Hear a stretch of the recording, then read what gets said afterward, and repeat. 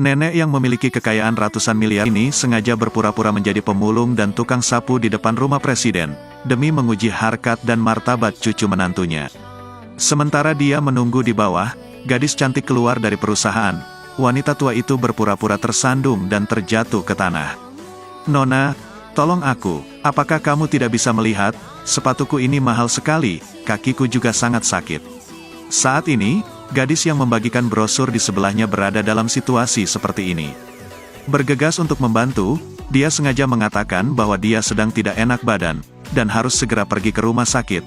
Namun di antara beberapa orang yang berkumpul untuk menonton, tidak ada yang membantu, dan menasihatinya untuk berhenti mengkhawatirkannya. Melihat dia seperti orang baik, dan berhati-hati agar tidak ketahuan, tapi tetap saja gadis baik hati itu tetap bersikeras membantunya. Setelah mereka tiba di rumah sakit, dia melihat betapa baik hati gadis itu, berpikir betapa menyenangkannya jika ini adalah cucu menantunya. "Gadis yang baik, aku melihatmu masih muda. Sepertinya kamu belum punya pasangan." "Nenek, aku sudah menikah, cukup beruntung bisa menikah dengan gadis baik sepertimu." "Nenek, suamiku sangat tampan, juga memperlakukanku dengan baik, juga memberiku makan enak. Bukankah itu hal yang mendasar? Kita harus hidup bersama hari demi hari, dan kita harus punya landasan ekonomi. Apakah dia punya rumah? Bisakah dia menyewanya? Bagaimana dengan mobilnya? Mobil bekas? Tolong ceraikan dia, keponakanku, tidak hanya baik kepada orang lain, tetapi juga seorang miliarder, punya rumah dan mobil." "Nenek, suamiku dan aku tidak bisa bercerai. Cucumu sangat luar biasa, dia dapat menemukan seseorang yang lebih baik." Tetapi wanita tua itu tidak tahu, gadis di depannya adalah cucu iparnya. Jadi ternyata sebulan yang lalu, dia dipaksa menikah dengan bos tambang dengan imbalan hadiah uang, tapi dia tidak setuju. Dia segera mendaftar untuk menikah dengan seorang CEO. Setelah kurang dari 1 jam berkenalan, sang CEO yang ingin menguji martabatnya, berpura-pura menjadi karyawan yang dikenalnya dengan gaji bulanan yang sedikit. Tetapi dia tidak mengkritiknya. Begitu dia menerima akta nikah, orang tuanya yang suka mencari uang mengusirnya dari rumah, dia tidak melarikan diri dan hanya keluar menemui CEO. Sebagai suaminya yang baru menikah, CEO segera mengundangnya ke tempatnya menginap. Dia dengan enggan menyetujuinya, tetapi CEO berada dalam situasi yang sulit. Rumahnya adalah sebuah villa yang sangat besar. Sama sekali tidak ada rumah kecil, jadi dia menarik asistennya dan menyuruhnya untuk segera membelinya. Ketika mereka tiba di rumah itu, dia melihat betapa besar dan mewahnya rumah itu, dan masih benar-benar baru. Lalu tiba-tiba dia ternganga karena terkejut. CEO dengan cepat menjelaskan bahwa ini adalah rumah kontrakan, dia baru saja menyewa rumah ini. Sewa tanah ini per bulannya mungkin sangat mahal, dan dia juga cukup kaya. "Nah, ini rumah saudaramu, jadi harga sewanya murah untukmu. Tuan Luke, pekerjaan apa yang kamu lakukan? Kamu hanyalah karyawan biasa. Lihat profil bos ini dan itu saja." "Oh tidak, aku sedang mencari pekerjaan lagi akhir-akhir ini. Aku percaya, jika kamu berusaha keras, kamu pasti akan mendapatkan hari-hari yang baik." "Tuan Luke, mohon penjelasannya lebih lanjut ke depannya." Gadis kecil ini terang-terangan, "Jangan berani menyebutkan teleponku.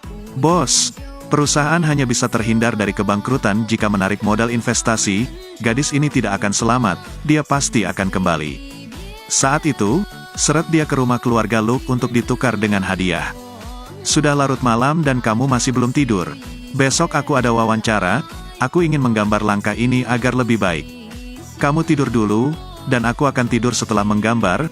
Aku juga akan memasak semangkuk sarang burung untukmu, itu akan membantumu tidur nyenyak. Apakah kamu baik-baik saja? Apakah pinggangmu sakit? Otot dadanya besar sekali, terasa enak saat disentuh." "Aku baik-baik saja, aku harus kembali ke kamarku dulu." "Hei, kamarku ada di sini." "Ya Tuhan, apa yang aku lakukan? Aku pergi untuk menyentuh lagi." Dia tidak akan menonton Liu Man juga.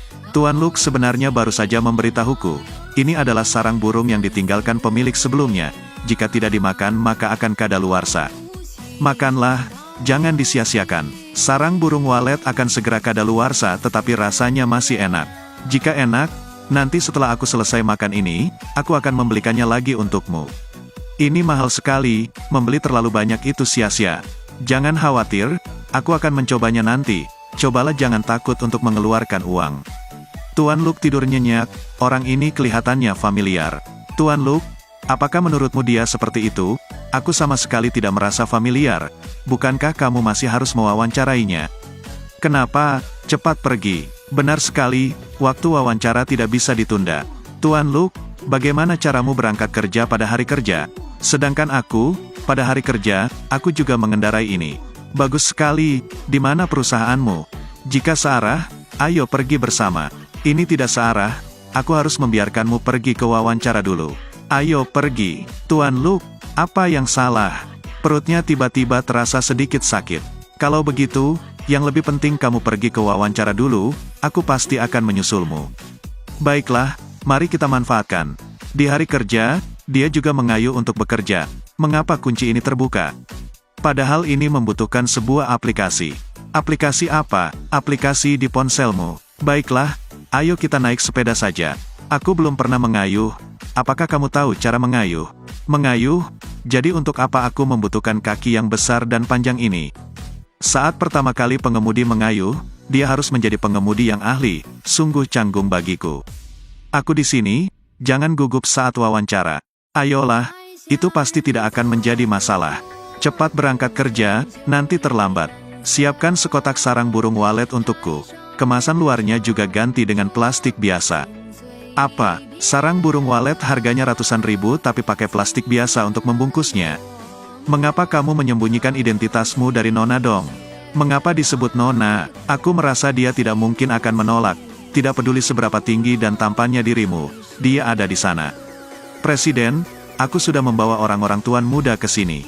Terima kasih telah menyelamatkan anakku. Ini adalah retribusi. Tidak perlu, aku tidak akan melakukan apapun. Tapi sepertinya pemiliknya tidak mengenalinya, dia selalu melihatnya sebagai objek perhatian biasa. Mungkin dia sudah lama tidak ingat pernah menyelamatkan siapapun, tetapi baginya, ini hanya bantuan praktis, dan tidak perlu diceritakan. Dasar bocah busuk, jika kamu menikah sembarangan, gadis baik apa yang akan kamu temui? Cepatlah bercerai dan kembali ke pernikahan ini. Istriku baik hati, sederhana dan naif. Merupakan kehormatan bagiku untuk bisa menikahinya. Singkatnya, tanpa persetujuannya, dia tidak akan memasuki rumah keluarga Luke. Kamu pasti akan menyukainya, dia tidak lolos babak wawancara. Kualifikasi akademik bersifat wajib, levelmu hanya level rendah, perusahaan tidak akan membantumu. Aku merasa desainmu memiliki ide yang sangat unik, dan warna juga digunakan secukupnya. Wawancara untuk posisi asisten desainer sudah lebih dari cukup. Apakah kamu benar-benar merasa seperti itu? Sayangnya, aku putus sekolah pada tahun kedua dan prestasi akademisku hanya setingkat sekolah menengah atas. Tidak ada yang mau menerimaku. 5 tahun yang lalu, jika bukan karena kehamilan yang tidak diinginkan, aku tidak akan putus sekolah. Paling-paling, turunkan standar dan dapatkan pekerjaan. Aku rasa kamu harus mencoba melamar pekerjaan di Tuong Gia. Grup Tuong Gia, kamu sangat menghargaiku. Orang Tuong Gia adalah sebuah korporasi tempat paling tidak terkenal di seluruh kota. Tidak peduli berapa banyak orang yang memeras otak dan mencoba segalanya, mereka tidak bisa masuk.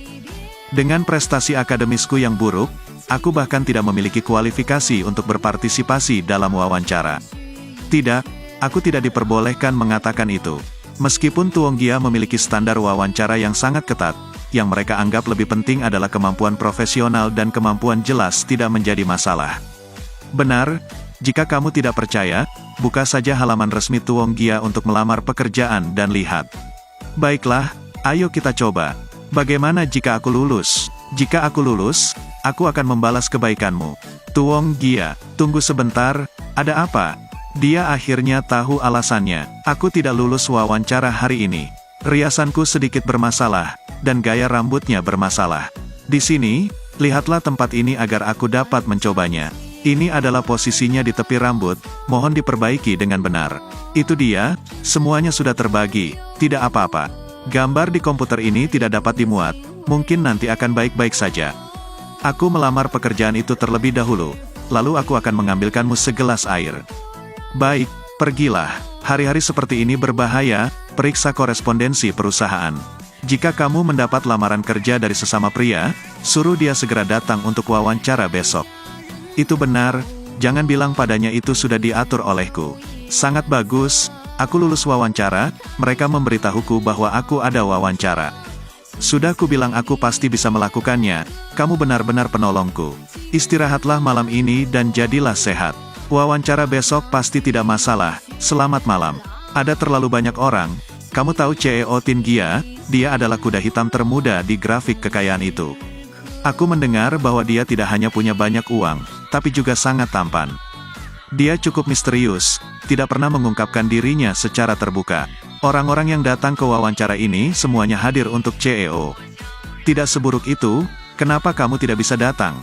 Berapa banyak orang yang bermimpi menjadi istri CEO? Pernahkah kamu memikirkan mengapa aku sudah menikah? Apakah kamu sudah menikah? Kamu masih sangat muda dan sudah menikah. Apa pekerjaan suamimu? Apakah dia tampan? Suamiku cukup tampan, tapi dia hanyalah karyawan biasa. Dia tidak bisa dibandingkan dengan CEO berbakat Gia. Itu bagus, maka aku akan memiliki satu pesaing yang lebih sedikit. Aku tidak tahu apakah Sang Jia tertarik pada seseorang lulusan Universitas Tsinghua sepertiku.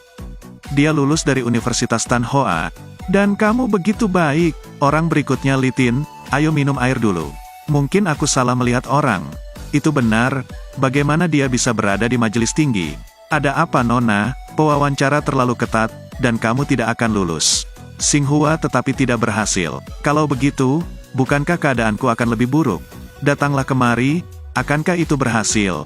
Namanya koin mana? Aku sudah melakukannya, punya beberapa penghargaan, juga bekerja sebagai asisten magang. Datanglah besok untuk mendapatkan pekerjaan itu. Apakah ada masalah lain? Tidak, aku ingin mengucapkan terima kasih kepadamu Tuan, karena telah memberiku kesempatan ini. Selamat Nona Dong, kemudian ikuti aku ke sini untuk melamar pekerjaan. Terima kasih, proses penerimaan pekerjaan telah selesai. Nona Dong bisa mulai masuk kerja besok. Tuan Gia memang termasuk orang yang masuk peringkat kekayaan. Kontraknya bahkan tidak direkonsiliasi. Bahkan kesalahan kecil pun bisa dimaafkan. Orang yang aku lihat tadi adalah Tuan Luke. Kalian tetap di sini, periksa kembali kontraknya dengan cermat. Pergi bekerja, aku harus pulang menemui istriku. Kakak, mengapa kamu di sini?